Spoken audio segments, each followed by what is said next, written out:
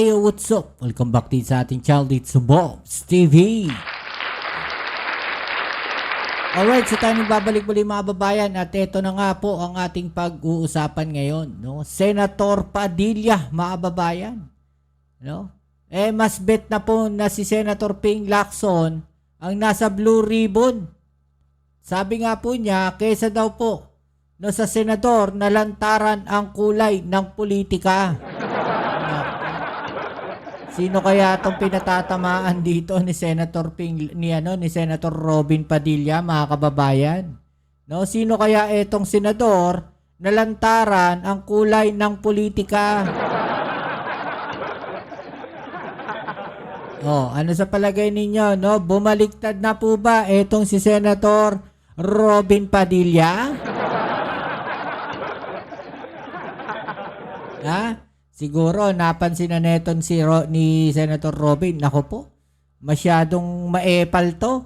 Kabago-bago and masyadong maingay. No? Yan siguro yung sinasabi ni Senator Robin Padilla, mga kababayan. No? Siguro sa loob-loob niya, masyado kang madaldal. No? Masyado kang magulo. Kulay politika ka. Hindi ka nagsisilbi sa sambayan ng Pilipino. No, hindi ka nagsisilbi sa sambayan ng Pilipino. Ang pinagsisilbihan mo, politika. Mukhang natauhan na itong si Senator Robin Padilla. Ha? Ano sa palagay ninyo? Oh, ayan o. Sabi dito mga babayan, kesa po sa ibang senador. Sino kaya yung senador? Okay, bago ang lahat, no, please don't forget to subscribe, like, share, comment dyan sa comment section. Ayan, wala na tayo sa intro natin. No, intro muna tayo. Shoutout sa mga followers natin. Maraming salamat sa inyong suporta. Okay. So, ito na nga mga babayan, no? Mainit itong balita na to. Kasi parang bumaliktad na itong si Senator Robin Padilla. No? At ayaw na nga po niya, no? Na parang ayaw niya kay Senator Marcoleta na humawak ng Blue Ribbon Committee, mga babayan. Kasi ito sabi niya dito, kesa po sa ibang senador, sabi niya, sino ba yung senador na gustong humawak ng Blue Ribbon Committee? Diba? Senator Robin Padilla added his voice of support for Senate President pro tempore Panfilo Lacson's impending return as chairman of the Senate Blue Ribbon Committee tasked to probe the anomalies in flood control projects. Yan po yung sinasabi dito, mga babayan. Mas pabor daw po, no, etong si Senator Robin Padilla na ang humawak ng Blue Ribbon Committee at mag-imbestiga dyan sa flood control project anomalies, no, ay etong si Senator Ping Lacson. Mas gusto daw po niya. No? Sabi nga po niya dito, mainam po ngayon at bumalik na si Senator Panfilo Lacson para mamuno. Magpasalamat na rin po tayo at siya ang muling tagapangulo ng Committee ng Blue Ribbon mula sa Majority Bloc. Kaysa po sa ibang mga senador na batid natin at lantaran ang kulay ng politika. Sino kaya, no, yung senador na tinutukoy dito ni Senator Robin Padilla? Grabe, ang daming nagsalita dito oh. Totoo ba to? Oh. Totoo daw ba? No, yung mga sinabi ni Senator Robin Padilla. Okay, so ito po yung balita na yan. Minority concedes Lacson necessary chair for Blue Ribbon Panel Padilla. Sabi po niya, no? Senator Robin Padilla added his voice of support for Senate President pro tempore Panfilo Lacson's impending return as chairman of the Senate Blue Ribbon Committee. The panel tasked with investigating irregularities in flood control project. Padilla conceded that the 9-man minority bloc lacks the authority to reinstate Senator Rodante Marcoleta to his previous chairmanship of the committee. While I know that our fellow countrymen in the minority bloc favor Senator Rodante Marcoleta, we cannot insist on our preference because the minority does not have the authority to appoint the chairman of the committee, he said in a Facebook post. We, the minority bloc, do not have the ability to reinstate Senator Rodante Marcoleta as chair of the Blue Ribbon Committee because we lack the numbers. There are only 9 of us in the minority. Binanggit niya rito sino yung siyam na nasa minority. At yung mga nasa minority na nga na yan, karamihan pa dyan, may kaso, mga kababayan. Sinampahan ng kaso. At nanganganib sa ICI, nanganganib sa ICC, di ba? Kagaya na ito si Senator Escudero, Villanueva, Estrada, dawit sa flood control din, mga kababayan. Senator Ronald Bato de la Rosa, nanganganib sa ICC. Christopher Bongo, dawit din sa ICC at saka sa flood control project. Ito sabi dito, Escudero, Villanueva, and Estrada were subjects of the investigation for allegedly receiving commissions from ghost or substandard ghost projects. They repeatedly denied the allegation. In the meantime, Padilla called for calm, saying it would not help the Senate if the members persisted in the dispute over the chairmanship of the Blue Ribbon Committee, Blue Ribbon Panel.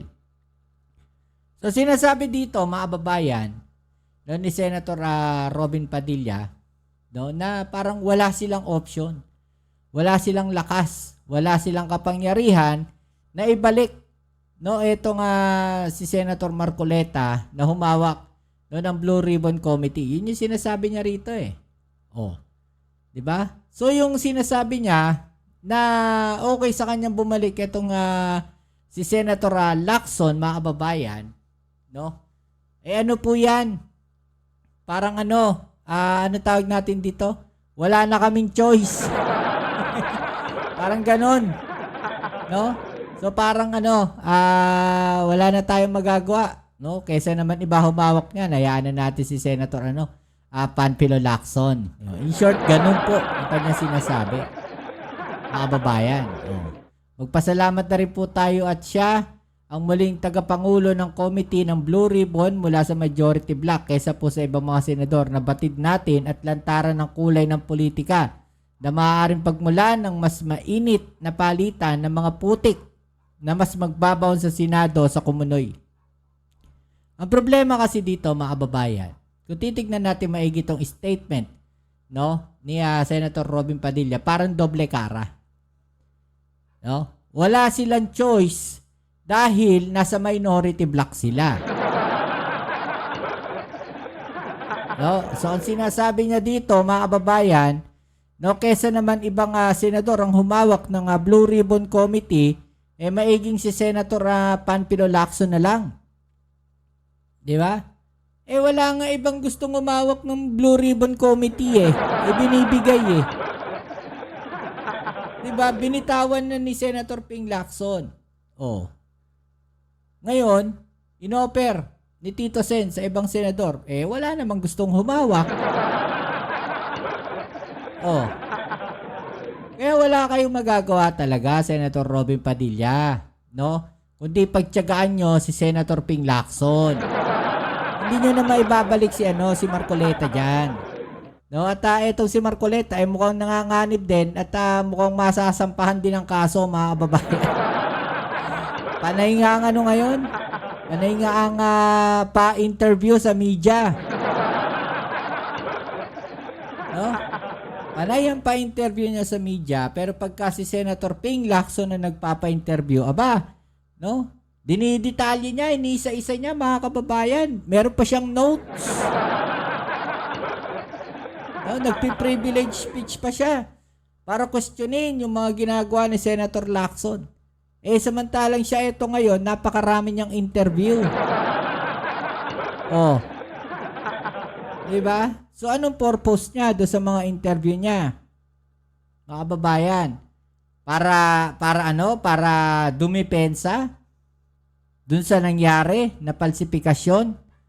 Di umano doon po sa signature ng abogado sa statement ni Gutesa. Parang ganun nang lumalabas, parang ganun yung nakikita natin ngayon, mga kababayan, kasi todo depensa sila. talagang kaliwat kanan yung pa-interview nila. No, ni Marcoleta, ni Mike Defensor. 'Di ba? O ngayon hinahanap nila kung nasaan na. No, si Gutesa, sila mismo hindi nila alam kung nasaan. Kalokohan naman 'yun. No, imposible naman na hindi ninyo alam. 'Di ba? Yung pangalan paglutang ni Gutesa questionable na para sa ibang mga kababayan natin Kasi tinatanong nila, no, kahit ako sinasabi ko nga No, ang tanong ko diyan, si Senator Ping Lacson, ang chairman ng Blue Ribbon Committee. Bakit hindi niya hinarap si Gutesa dito kay Senator Ping Lacson? Siya yung chairman ng Blue Ribbon. Kung gusto ninyong imbestigahan talaga yung flood control issue na yan, yung scandal na yan, at merong statement etong si Gutesa, bakit kay Marcoleta ninyo ihaharap? No? Yan yung tanong kay kay Mike Defensor Diba? Si Senator Ping ang ang chairman Bakit kay Marcoleta mo ihaharap? No? Eto nga testigo na to. Anong purpose? Anong meron? Diba? So, ngayon, itong sinasabi dito ni Senator Robin Padilla, hindi po, no, mga babayan, hindi po si Marcoleta yung kanyang sinasabi na kaysa sa ibang sa ibang politiko. No, hindi po si Marcoleta yung tinutukoy niya dito, mga babayan. Ang sinutukoy niya dito, yung ibang mga politiko na nasa majority block. Malinaw Diba? Ano sabi niya dito? Malinaw while I know that our fellow countrymen in the minority block favor Senator Rodante Marcoleta, Tagalogin natin. Habang ang pagkakaalam niya na ang minority block ay pabor na maibalik etong si Marcoleta diyan po sa paghawak ng Senate Blue Ribbon, hindi nila mai-insist kung ano yung gusto nila dahil minority block po sila at wala po silang authority na mag-appoint ng chairman ng committee. Di ba? So sabi niya rin dito, we in the minority block do not have the ability to reinstate Senator Rodante Marcoleta. Wala raw silang kapangyarihan na maibalik si Senator Rodante Marcoleta as chair of the Blue Ribbon Committee. Because we lack the numbers. Kulang po sila sa number. Kulang sila sa miyembro.